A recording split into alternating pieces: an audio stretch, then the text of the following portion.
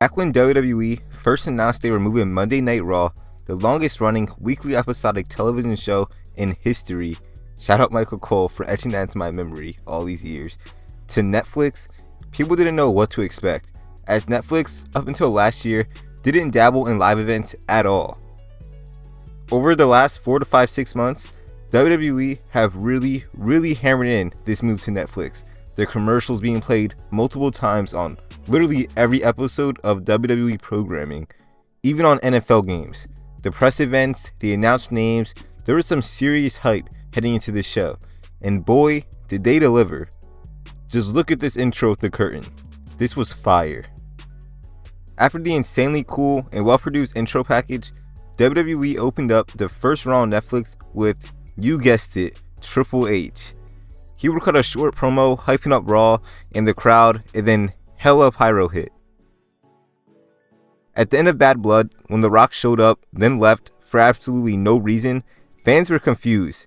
They were even more confused when the reports broke that Rock couldn't make WrestleMania this year.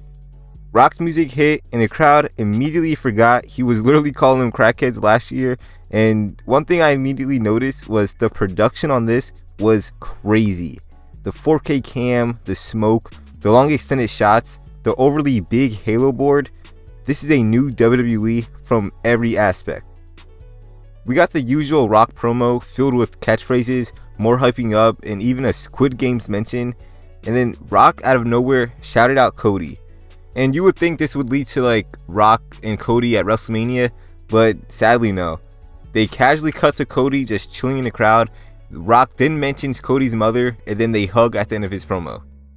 But before the end of the promo, Rock would mention Roman, which instantly got OTC chants. Then Rock would let us know that he would be keeping his eyes very closely on this upcoming match. Solo Sikoa, as a tribal chief, up until he started leading into being funny, hasn't been as good as some thought, or at least as good as I thought. The promos and the autopilot vibe just doesn't make good TV like Roman did. Like, the best part of Solo has been Jacob and Tama. Roman made his usual extremely long entrance, then we were off the road. Until a commercial hit. Like, I knew we were going to have them, but this caught me extremely off guard. The match these two proceeded to have wasn't bad, and it was decently good. It was the usual tribal combat / Roman Reigns formula. Slow build, talking out loud, a few minor to medium high spots, a table bump, some interference, a ref bump, etc. You know what I'm talking about.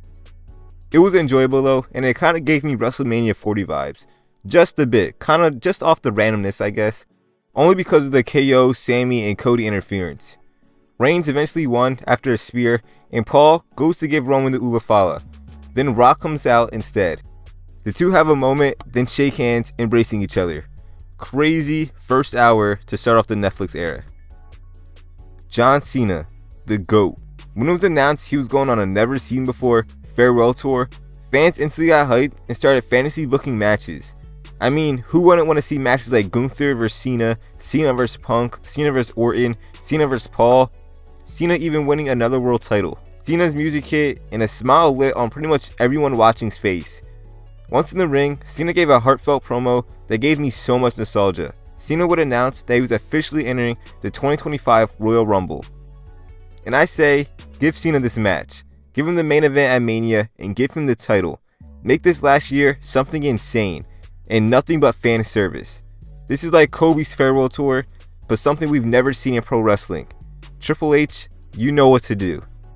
Afterwards, we had Rhea Ripley vs Liv Morgan. And in my opinion, this feud has been dragged.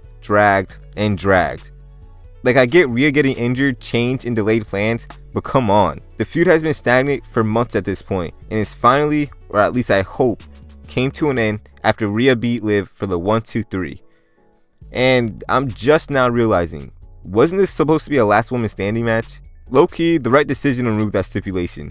The 10 count is always a bore in my opinion, and while Rhea was celebrating after winning, out of nowhere, The Undertaker comes out riding his motorcycle, then does a lap, and then does his little taunt with Rhea. Before Drew vs Jey Uso, we see probably the craziest moment out of the PG era. This dude Travis Scott in the crowd smoking a whole ass joint. ghosting and everything on WWE PGTV. Drew and Jay probably had the most usual Monday Night Raw match you would find, and probably something that you would have saw main event a previous Monday Night Raw before Netflix. And if I'm being honest, this could have stayed off the card and wouldn't have affected the card at all. I honestly think they just want an excuse for Jay to be on this card since his entrance is the best one in all of wrestling. Jay eventually got the win after a roll-up, which genuinely had me shocked. I fully expected Drew to win. As I was getting hyped for CM Punk vs Seth Rollins, we hear "Holy!"